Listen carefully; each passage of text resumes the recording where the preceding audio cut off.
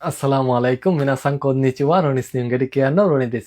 আজকে আমরা রনিস নিউঙ্গেরি কেয়ার প্রেজেন্স N3 জেএলপিটি নাট এক্সাম প্রিপারেশন গ্রামার ম্যারাথন ক্লাসে সম্ভবত নবম পর্বে চলে আসছি। তো এই নবম পর্বে আজকে আমরা কিওচো বা জোর দিয়ে বা হাইলাইট করা সম্পর্কিত যে গ্রামারগুলো আছে N3 লেভেলে এইগুলো নিয়ে আলোচনা করবো। তাহলে গ্রামারগুলো হচ্ছে হাজু, জনি বা ইরারে নাই, তারপর হচ্ছে কুরাই বা হচ্ছে আপনার কুরাই নানি নানি নাই, তারপর হচ্ছে হদো নানি নানি নাই, এরকম আরেকটা এর ব্যবহার নিয়ে আলোচনা করব। তো গত পর্বগুলোতে আমরা কিন্তু বিভিন্ন দিন বিভিন্ন টপিক নিয়ে এনট্রিতে আলোচনা করেছিলাম। তো আমাদের ম্যারাথন ক্লাসটা আজকে যারা প্রথম দেখছেন তাদের জন্য বলি, আমাদের ম্যারাথন ক্লাসটা হচ্ছে আমরা এক এক দিন এন্ট্রি লেভেলে এক একটা টপিকে যতগুলো গ্রামার থাকে এন্ট্রিতে এগুলো সবগুলোকে সামারাইজ করতেছি, এবং যারা পরীক্ষা দিবেন খুব শীঘ্রই নাট কিংবা জেএলপিটি তাদের জন্য আপনার এই পরীক্ষার আগে একটা ভালো একটা রিভাইজ হয় সেটাই কিন্তু চেষ্টা করতেছি। তাহলে চলেন শুরু করা যাক। হাজু, নানি নানি হাজু। তো এটার অর্থটা হচ্ছে আমরা ফোর লেভেলে সম্ভবত এই হাজু গ্রামারটা ছিল আর কি। তো আমরা আগের ভিডিও তো হাজু নিয়ে অনেক আপনার গ্রামার আলোচনা করছি। তো এটার অর্থ হচ্ছে জেত্তাই নানি নানি দা, মানে কোনো কিছু একটা থেকে আপনি আপনার কাছে কোনো একটা তথ্য আছে, কোনো একটা ইনফরমেশন আছে বা কারোর কাছ থেকে কোনো কিছু শুনছেন, ওইটার উপর বেস করে আপনি বলতেছেন জেত্তাই নানি নানি দা, মানে হ্যাঁ এটা নানি নানি কিছু একটা এরকম। তো আমরা পরবর্তীতে এক্সাম্পলগুলো পড়লে আমাদের কাছে আরো ইজি হয়ে যাবে ইনশাল্লাহ।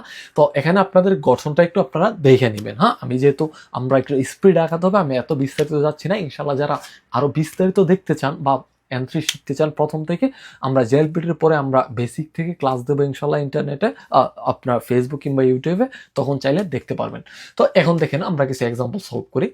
কেউ শিক্ষারি ফুকুশোস্তেরো কারা, মাইনিচে দুঃখিত, মাইনিচে শিক্ষারি ফুকুশোস্তেরো কারা, মানে কি আমি প্রতিদিনই কি আপনার রিভাইজ বা হচ্ছে অনুশীলন করতেছি, এই কারণে চুগিনো তেস্তোয়া মানতেন গা থরেরো হাজুদা, মানে কি পরবর্তী যে পরীক্ষাটা আছে ওইটা থেকে মানতেন মানে 100% শতভাগ মার্ক তুলতে পারার কথা।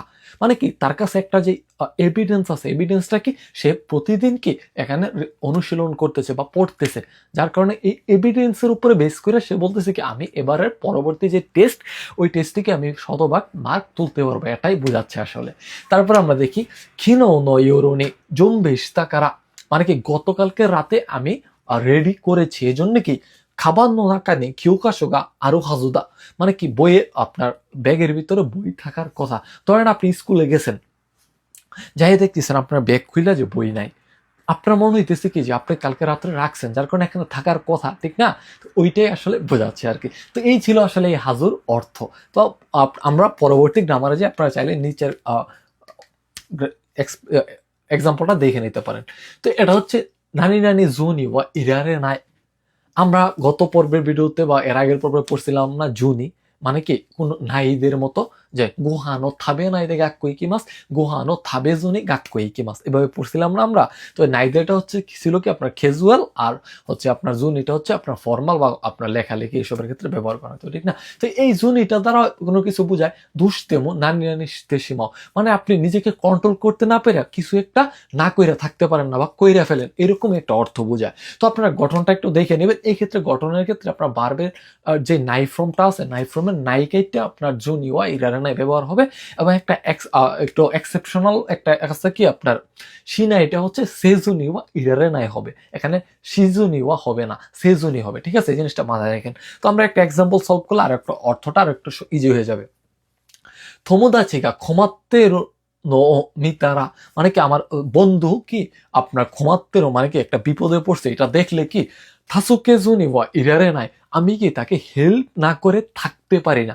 এই যে ইরারে নাই হচ্ছে ই মাসের আপনার এই যে আপনার খানৌদোষী আছে না, আপনার ক্যাপাবিলিটি বোঝায়, ওই খানৌদোষী নাই ফ্রম, মানে আপনি কোনো কিছু করে থাকতে পারেন না এরকম বোঝায় আর কি।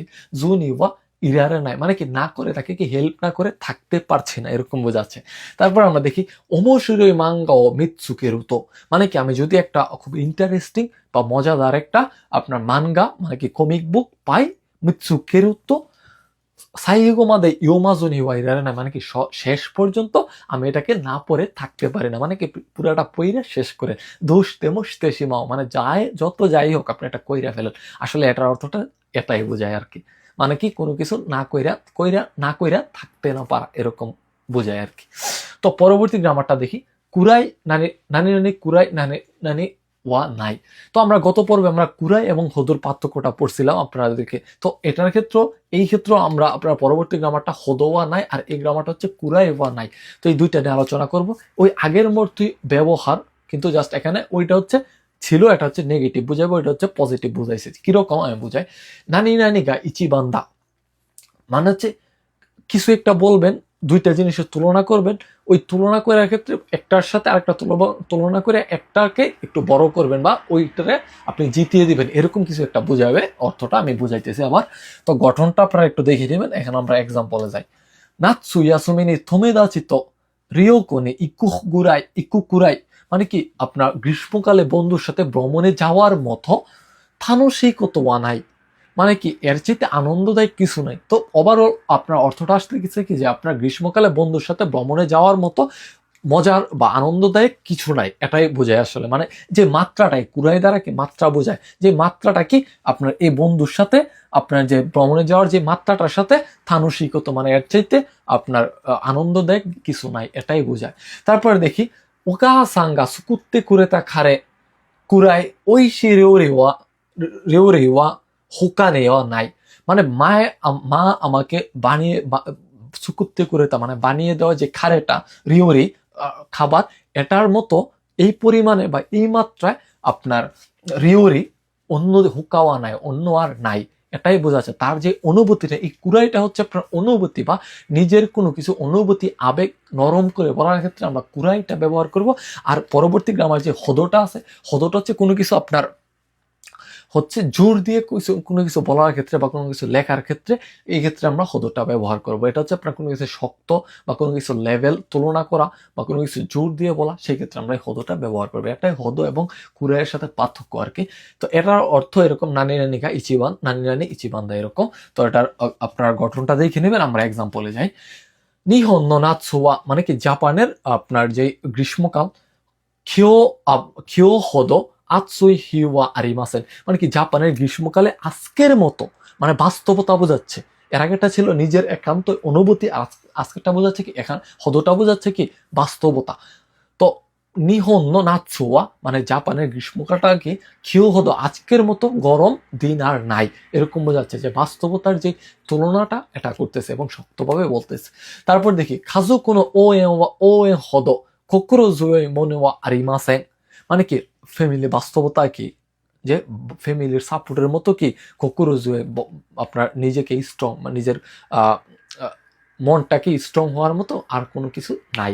এটা তো বাস্তবে বলে না, তো বাস্তবিক অর্থে যে কথা সেই ক্ষেত্রে আমরা হদটা ব্যবহার করবো। আর কুরাইটা হচ্ছে নিজের আপনার অনুভূতি আবেগ এইসব ক্ষেত্রে নিজের পার্সোনাল ক্ষেত্রে আমরা ওইটা ব্যবহার করতে পারি। ঠিক আছে, তো এই ছিল এগুলোর অর্থ আর কি।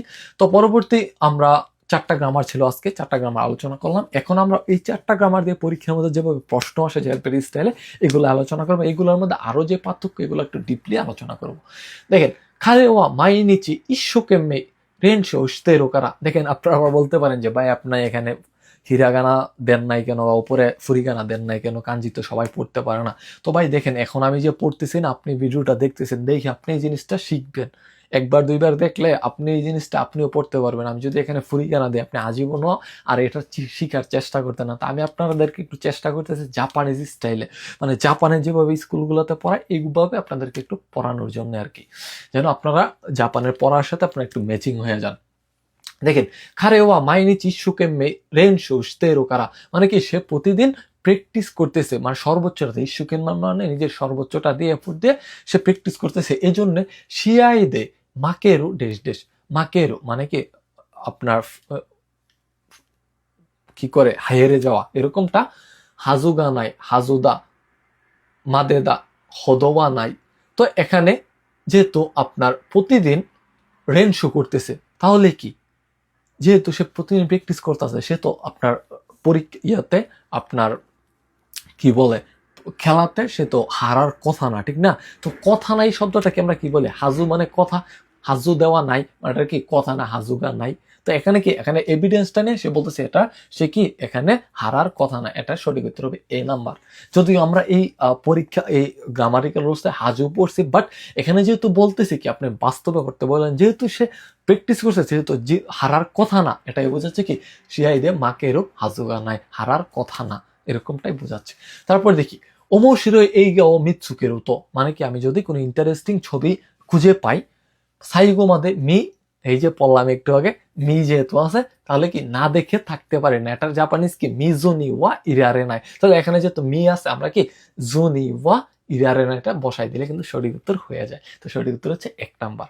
তারপর আমরা দেখি অতাশিওয়া নিহুন রিওরি দেশ, মানে কি আমি জাপানের হচ্ছে রান্না বা জাপানের যে খাবার দেশ ওইশি মনো ওয়া নাই তো মই মাস। তো এখানে আছে কি হদো মাদে কুরাই হাজো। তো এখানে নিজের অনুভূতি বলতেছে না, তো আমি কি বলছিলাম একটা কথা, নিজের অনুভূতি